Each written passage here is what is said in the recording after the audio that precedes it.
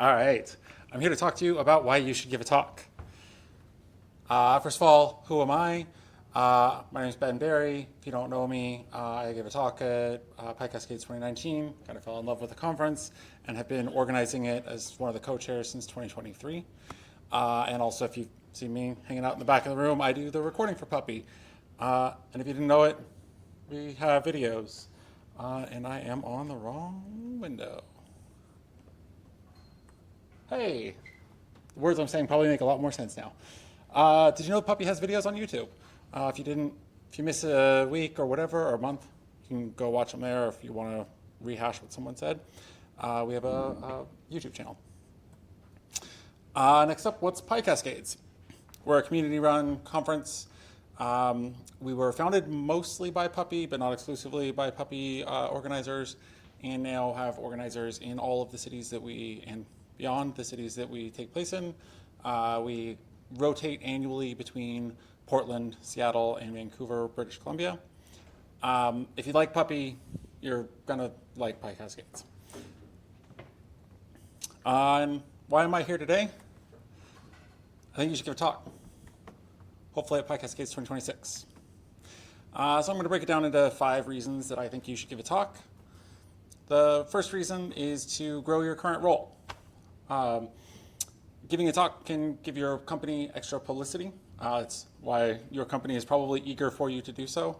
You can also show off some skills that you don't have the chance to at work. You can give a talk about front-end programming if you're traditionally a back-end developer, and then your employer might start thinking of you as more of a full-stack developer. And it's also possible that if you do all this, they'll pay for you to go to Vancouver, which will save you a little bit of money on a hotel, maybe some food and stuff while you're up there. The next is that it's hopefully going to make it easier for you next time you're looking for a job. There's a lot of overlap here in why that works out, but it's a very, very clear thing. You know, that extra things kind of section on your resume that is currently empty, or maybe lists some things you did in college. Now you can also add your professional speaking roster. It's great for networking. People will know what they're going to talk to you about when they see you in the hall. They'll see you and say, oh, you're the one who gave the talk about dictionaries or about AI and TDD. And it's also a great opportunity to practice speaking in depth about technical topics and what is that, but what job interviews are.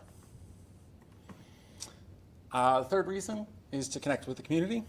It's great if you like meeting people, because people will just start walking up to you and talking to you about your talk. That's great if you're into that.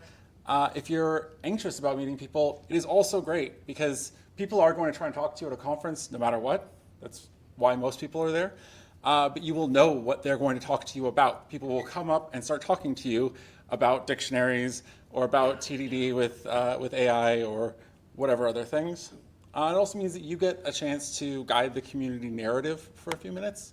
So if you think that the community is passing by a subject or needs to hash something out, you can nudge folks in that direction. Fourth is that it's great to learn by teaching.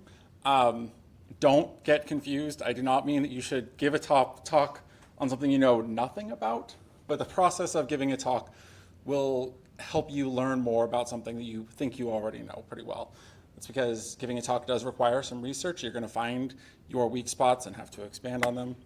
It also makes you just invest more time thinking about even the things you know well, and you might realize new things as that happens.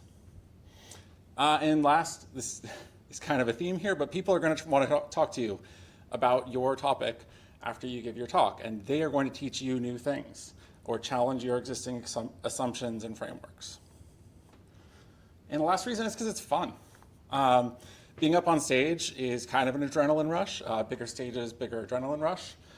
You get to see what's going on behind the scenes of the conference. There are a bunch of rooms that you don't get to go into if you're not a speaker or an organizer.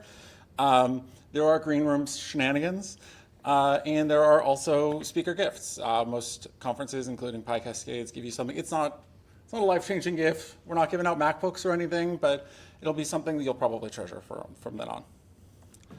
I have a bonus slide. I know we're very short on time this evening, so I'm not going to go through all of it, especially since a lot of it is cut off. But there are some additional reasons here. And there are a bunch of reasons that you might think you shouldn't give a talk. And I'm prepared, if you want to talk to me afterwards, to tell you why you're wrong about all of those. You can read some of them here. And there will be a blog post to follow up. So last, some specific PyCascades 2026 logistics. The CFP opens September 22nd, which is why I have shoehorned this talk in this evening.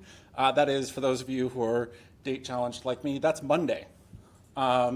We have speaker mentors available. So if this is your first time giving a talk, or you are just having a hard time deciding what to talk about, or anything you can possibly need help with, we can try and help you. If you have any questions, you can email us. Wow, the way that got broken up is bad. Speakersupport@pycascades.com. You can also join our Slack, find me, or email me, ben@pycascades.com. The conference itself is March 21st and 22nd. We're at SFU Harbor Center in Vancouver, and ticket sales are going to open late October-ish. That's all I've got.